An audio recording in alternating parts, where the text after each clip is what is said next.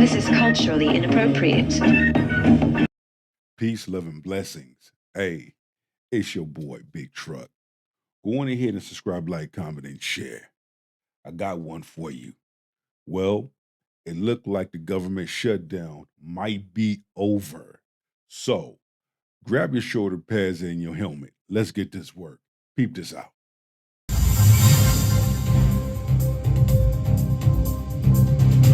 Government will reopen after it was revealed by Fox News that there are now enough Senate Democrats willing to back a deal to reopen the government. Hey, good evening. Well, we're looking at this test vote sometime after 8 o'clock Eastern time here in the Senate. The Senate is out on a recess right now, but they will come back after 8. And we were kind of thinking that this test vote would come between 8 and 10 o'clock Eastern time. Now, it is a test vote, as we say, but it's more than just that.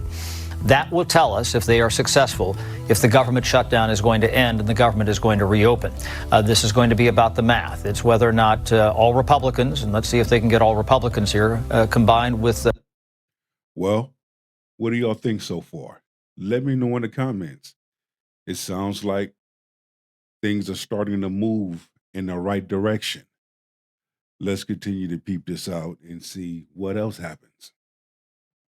A group of Democrats can get to 60 votes and break a filibuster. If they get to that 60 vote threshold, that vote, that test vote, is almost more important than final passage, which could come later in the evening tonight, maybe in the overnight, maybe Monday or Tuesday. Let me break down the math here right now. So there are 53 Republicans in the Senate. It's unclear if Rand Paul, the Republican from Kentucky, would vote with his party. He has opposed his party on this issue really since the end of September. But you've had a coalition of 3 other senators who caucus with the Democrats who voted with the Republicans throughout the way here. And we've just gotten this bit of information in the past few minutes that, part and parcel that was central to getting this deal were 3 former New England governors. They are all senators now. You have Jeanne Shaheen, the Democratic senator from New Hampshire, Maggie Hassan, the Democratic. I bet you right now Schumer is shaking in his boots. He's probably kicking over cans, pulling his hair out, stomping his feet, twerking with ice cream sprinkles on the side of his mouth. Got a tequila bottle. The tequila gold 800 bottle. He's mad, pissed, because his plan backfired. What he wanted, or what the Democrats wanted, backfired. Let's continue. Nothing surprises me anymore. Senator from New Hampshire as well, and Angus King, the independent from Maine, who caucuses with the Democrats. They say that they have gotten some major concessions in this deal. This would reverse the federal RIFs. Also, SNAP money would be back in, and so they're willing to support that deal. So you see how that coalition of Democrats is growing. And here's the other issue. You have a split in the Democratic caucus. The Senate Democrats have been meeting behind closed doors for about an hour and a half, 2 hours now, and there's a lot of division there. There are some Democrats who are going to come out and support this test vote, and the others are going to rage at them. Hakeem Jeffries, who's the Democratic leader, just put out a statement a few minutes ago. He said that this fight is not over in the House of Representatives for the Democrats. You had critical words from Bernie Sanders, the independent senator from Vermont, about what the Democrats were doing here because they didn't get anything on health care. Remember, this is why Democrats were not voting to fund the government. They wanted an agreement on health care. Greg. Of course, the health care to design to help fund the migrants. That was like the main thing. And also the agenda, and the Republicans are like, wait a minute, we already have a bill already set in stone. Why do you need $1.5 trillion to go to these entities? It doesn't make sense. So hopefully this is moving in the right direction. They're doing a tester, and let's see how this tester goes, if it's successful or not. Kazar, who is a Democrat from Texas, and he chairs the Progressive Caucus in the House of Representatives, he called this a betrayal. So we're probably going to have this test vote sometime in the next couple of hours, and then the question is just how fast they can get it through the Senate. Does that come later tonight? Does it come in the overnight? Is this more of a Monday or Tuesday project? Time. Oklahoma's Senate Representative Mullen broke it down further right outside the Senate in real time. Okay, guys, it's Sunday evening, and we're about ready to have our first vote to move to finally reopen the government. It's been ridiculous. The Democrats have been absolutely absurd. So let me give you the rundown on how this works. Right now, we got to have a motion to proceed. That means to get on the bill. Once we pass that, which we've already had 10 Democrats that have agreed to vote with us, so we had the votes. Once it's passed, technically it invokes 20 or 30 hours of debate. Now the Democrats can yield all that back if they want to. After that, we have another vote, and that's to amend the clean CR that the House sent over. Now, what that means is the House sent over a clean CR on all 12 appropriation bills. We have 3 appropriation bills that we're amending. So we have the LEDGE, we have MILCON, which is military, and AG. Now, AG is where the SNAP program is. So we're going to have to amend 3 of the...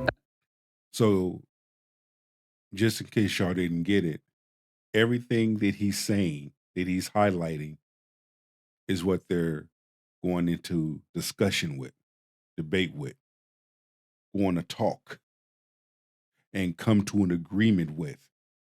Everything that he's just stated.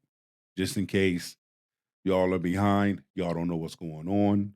So he's breaking it all down to you in layman terms of what's going on and how it's going to go. Let's continue to listen. The 12 appropriation bills, and then CR the rest of the 9, and then send that back to the House after we vote on it. But once we vote to amend it, it invokes another 30 hours of debate, and before we can actually vote on the bill. So if the Democrats want to drag this out, they can drag it out for 60 hours. Now, it's ridiculous because the vote's already there, but there's some presidential hopefuls that want to, Democrat presidential hopefuls, that want to drag this out and like plant their flag and say, this is awful, we're not going to do this. Well, that means we won't be able to get to that vote until Wednesday. That means the House has to come back in and vote after we do, which would mean probably the government wouldn't reopen until Thursday. Now, if the Democrats want to yield back the time, we could get all 3 votes done tonight. The House could come back in, vote, and the government could be reopened back tomorrow night. So, at the end of the day, the government shutdown will be open before Thanksgiving. Okay? So, that's the time frame that we're looking at. To make it more clear, it will be open before before the month of November is over. The way time has been moving and the days and the weeks and the months have been moving, I mean, this month will be over in what, 2 weeks, 2.5 weeks already. So I believe my main question would be all of those government workers that have been going to work, okay, on their own time, will those government workers receive back pay? In my honest opinion, those government workers should receive double pay. That's just my opinion. And for those that receive SNAP and EBT, also, they will receive back pay. So we got to highlight that. Okay, let's continue. So we'll see what they do. More than likely, they're going to try to continue to hold you guys as leverage points. The agreement came after Donald Trump hinted at a deal that would allow the government to reopen without having to cave to any of Schumer's demands. We'll never agree to give any substantial money or any money to really prisoners, illegals that come into our country. And I think the Democrats understand that. And it looks like we're getting close to the shutdown ending. you'll know very soon. Thank you very much. And whilst federal workers and vulnerable Americans are breathing a collective sigh of relief, Bernie Sanders is having a meltdown at the Democrats who are helping to reopen the government. And that the way the process has been developed, it is impossible to delay the votes that are going to take place. And if that were not the case, that is certainly what I would do, because I think it is important that the American people fully understand what is being voted on today. Everybody in America knows that our current healthcare system is broken, it is dysfunctional, it is cruel, it is by far the most expensive healthcare system in the world, and the only healthcare system of any major country that does not guarantee healthcare to all people as a human right, covering every man, woman, and child. We are unique in that respect. And yet tonight, what this Senate is about to do is make a horrific situation even worse. So let's be clear what this vote is about. If this vote succeeds, over 20 million Americans are going to see at least a doubling in their premiums in the Affordable Care Act. In my state of Vermont and throughout this. So there you have it. Okay. Brace yourself. Stay tuned. You know, bless all of the Americans out there. Much love and respect to the households and the families and the children as we approach the holiday season. Stay safe.